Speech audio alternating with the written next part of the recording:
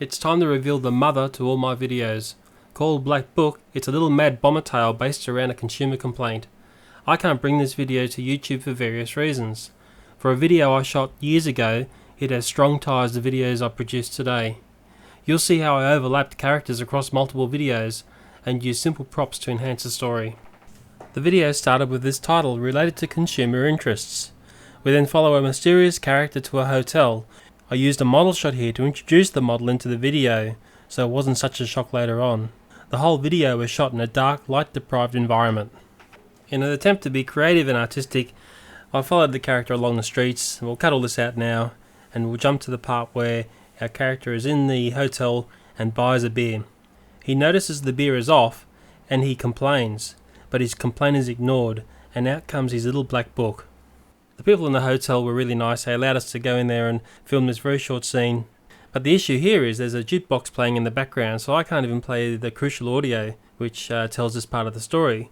But this really represents the end of Act 1 of what is a 3-act piece. Act 2 starts with the Perry Como record playing the music Magic Moments.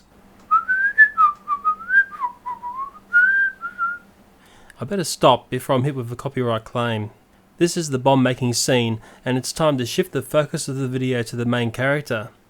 We get to see the meticulous method he uses to create a device. We also get the notion that this character has done all of this before. All this footage was carefully edited to the music, which really drove this video.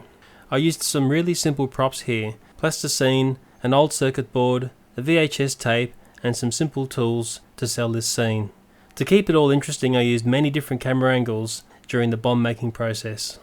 We're coming to the end of Act 2, and we see our character parcel up his device and mail it to the Grand Hotel. I even had a custom stamp I made to put on this parcel, and we see there's fulfillment in the fact that he's about to get his revenge. Act 3 starts with a model shot, and we move inside to the device initiation and explosion. You'll notice the hotel explosion is very similar to the Mad Bomber shed explosion.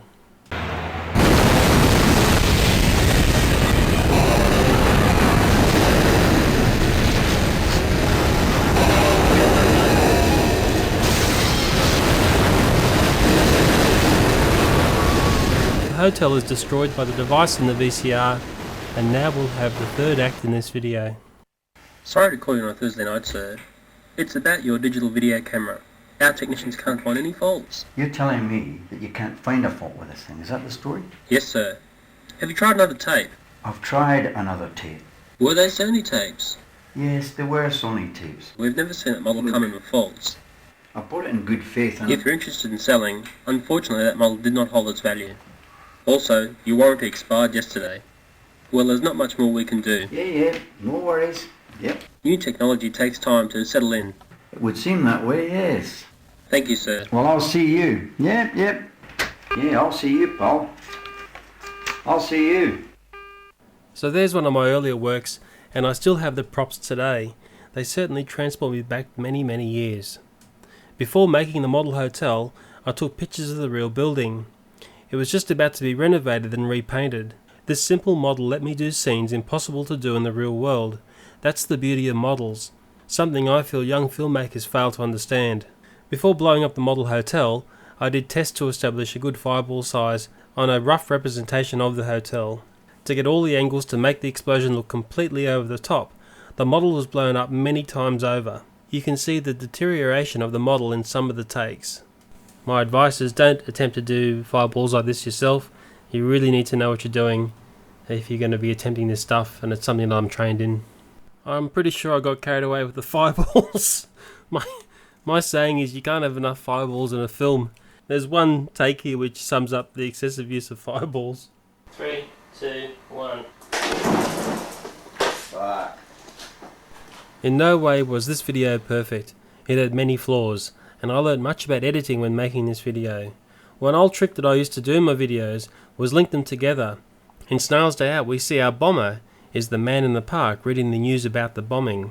In Potato Head, Dr. Walker is the bomber. We see the bomb making desk and other scenes which track back to Black Book. I've been mucking around with video for some 25 years now, and it took me quite a few years to make a good video. To make a good YouTube video, well, that's a story for another day. Well, for me that was certainly a blast from the past. Thank you very much for your time.